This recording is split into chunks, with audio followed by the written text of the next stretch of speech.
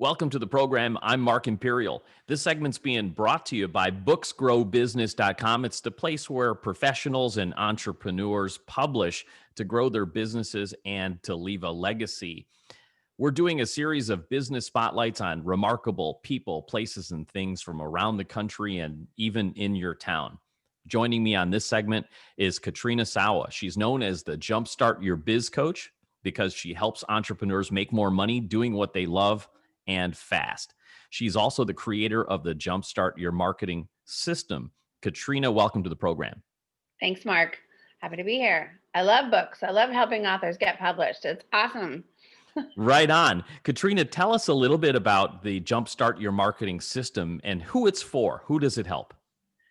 Well, mostly I work with about 80% startup businesses because really when you start a business, you have no idea what you're doing. And you hear lots of different things like, oh, I need to be everywhere on social media, or I need to do this, or I need to do that. And I like to set people straight the right way from the start because some things are a waste of time and some things cost a lot of money. And I like to help people build the business the most affordable way possible from the beginning.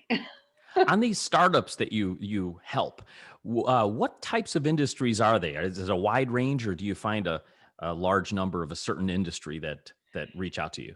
Yeah, I come from the brick and mortar industry. I used to sell advertising in the local newspaper like 22 years ago. So I had a love for the brick and mortars, and they would go out of business like crazy and they needed to learn stuff. But then once I got into business, I was meeting all kinds of different industries, the service professionals, network marketers, a lot of other home based solopreneurs, organizers, coaches, speakers. Yeah, I love a variety because it keeps my juices flowing and my ideas going like crazy. These startups. So, as you know, the expression, they don't know what they don't know. What are Mhm. the big challenges that you find that they have in common, a lot of them?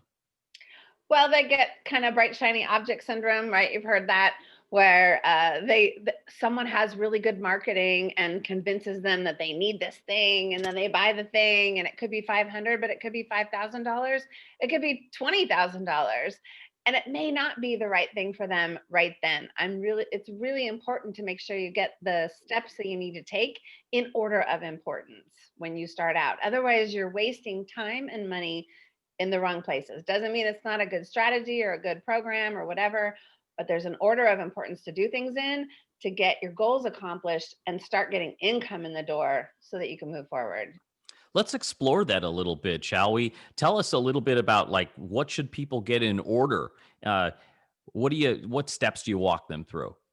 Well, there's a couple different things. If someone comes to me and they need to make money now, like they need to pay their mortgage or they, they need to make money, then we focus on fast cash strategies, which is networking, speaking, follow up, how to do appropriate sales conversations, how to price your things right so that you can make more money with one person rather than a whole bunch of people trying to get a whole bunch of people to pay you a little bit of money.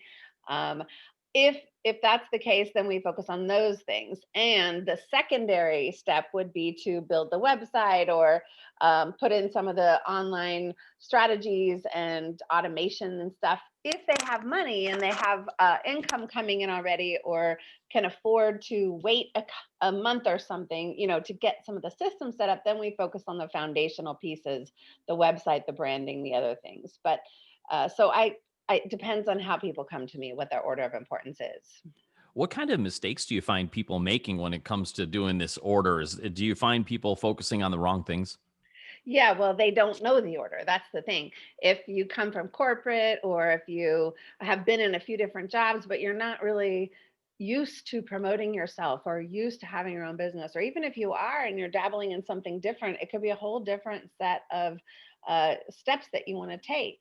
And so sometimes you just can't see, and you want to get a third person, whether it's me or somebody else or multiple people. You want to get a variety of insight, outsider view looking in on your business before you try to figure it out yourself. I was there. I did it all myself and tried to figure it out myself. It took a lot longer time.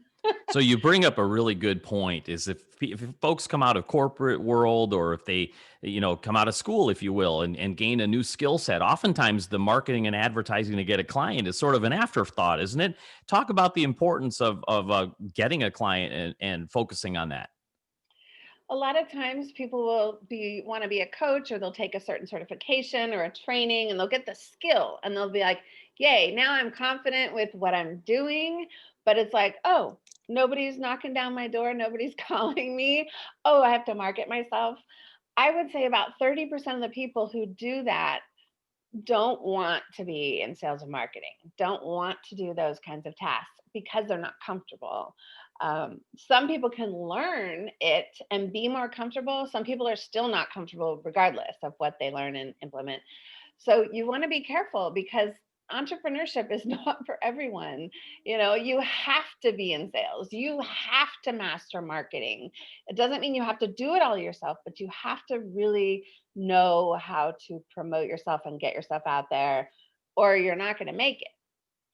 You know how so many professionals have the skills but not the sales skills. So that must lead to a lot of awkward conversations when you have a prospective client on the phone. Like, what have you seen people do? Maybe talk about their system too much as opposed to like what they should be doing. What should they be doing on these conversations to convert a prospect to a client? Yeah, well, and I used to do this too in the beginning before I knew better and before I was trained on better sales conversations. I used to just give it all away, right? The first initial consultation. Oh, you have this problem? Okay, let me give you some solution. Let me help you. This is what you do. You know, and then, and then they walk away. Thanks, Katrina. Okay, see you later.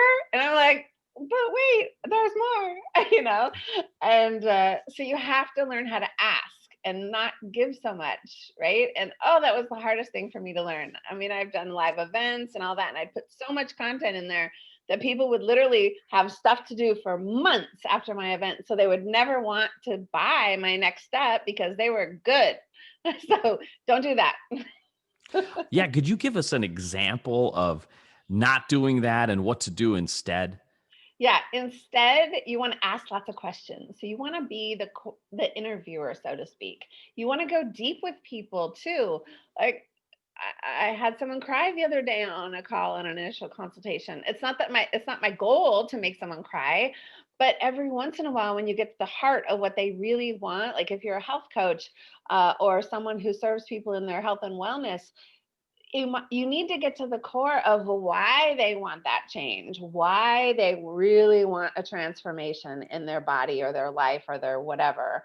And you have to get to that core, because just saying, well, I want to lose 30 pounds is not enough to make to convince them to see the value and enroll in your stuff. You have to get to the heart of why is it that you want to lose 30. And so going deep, asking lots of questions, peeling the onion, going deeper, deeper, deeper, deeper with the questions is the first thing you can do.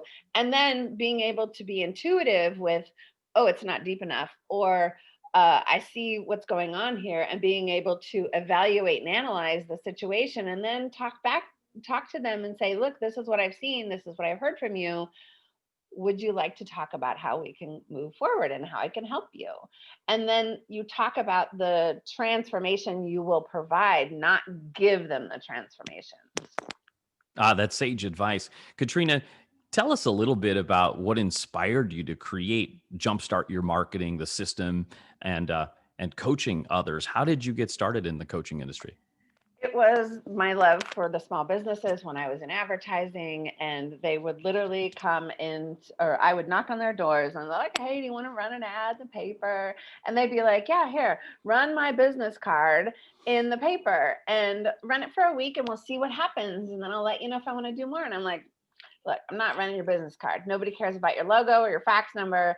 Like, you're going to do it this way, or you're not going to do it. I'm not going to take your money. And so when I was finally consulting them on how to do an appropriate ad to inspire call to action and get people in, the problem I was finding was that they didn't know what to do with the customer once they got in the door, or once they made the phone call. They didn't know how to really do database marketing and nurturing and build relationships and then ask for the sale and capture their address, for gosh sakes, right? And put it in a database and then be able to mail them later and ongoing follow-up and marketing. So they didn't understand all of that. And I couldn't do that all as an ad rep. I mean, I was busy selling ads. And so I had to leave in order to really educate the people that I thought needed help. Excellent. Katrina, before I ask you my last question, is there anything I didn't think to ask you that you feel is important that you'd like to share with folks out there, especially startup business owners and entrepreneurs? Yeah. So one of the things that was hard for me early on was my first husband. The personal side of being in business is sometimes the most sabotaging side. If you have toxic people in your life, if your significant other is not supportive, or they say they're supportive, yet they don't let you do this and they don't let you do that, or they don't let you invest in a coach or or put a website together or invest money, that's not supportive. And so you really have to evaluate your setting, the people that that you're hanging out with, whether it's my dad and my husband. Okay, they were the two negative forces in my life, and I divorced one of them, and then a few years later my dad died, and I was free from toxic people, and I could decide who would be in my life and who wouldn't. So really look at that, because that side of your life, the love side of your life, I call it, will affect how you grow and market your business if you're not careful. So now I have an amazing husband who's fully supportive, and it's so different. It is so different. It's so amazing. And you can find somebody to do that if don't settle. It's not worth it. Great advice. Katrina, for our listeners out there that resonate with your message and definitely know they need to jumpstart their business, how can they find you and connect with you? Yeah, the website is Jumpstart Your Biz Now and .com. And if you put /free trainings, there's a whole bunch of different things there about writing a book or doing their marketing or becoming a speaker or have a call with me. Jumpstartyourbiznow.com /free trainings. I have books, I have memberships, I have all kinds of ways, live events. I love networking, speaking, and showing people how to really build the business the most affordable way possible. Katrina, thank you so much for joining me and sharing with my audience today. I wish you continued success for you and for all of your clients. Thanks, Mark. This segment's been brought to you by booksgrowbusiness.com. It's the place where entrepreneurs and professionals publish to grow their businesses and to leave a legacy. That's all for now. I'm Mark Imperial, and thanks for joining me.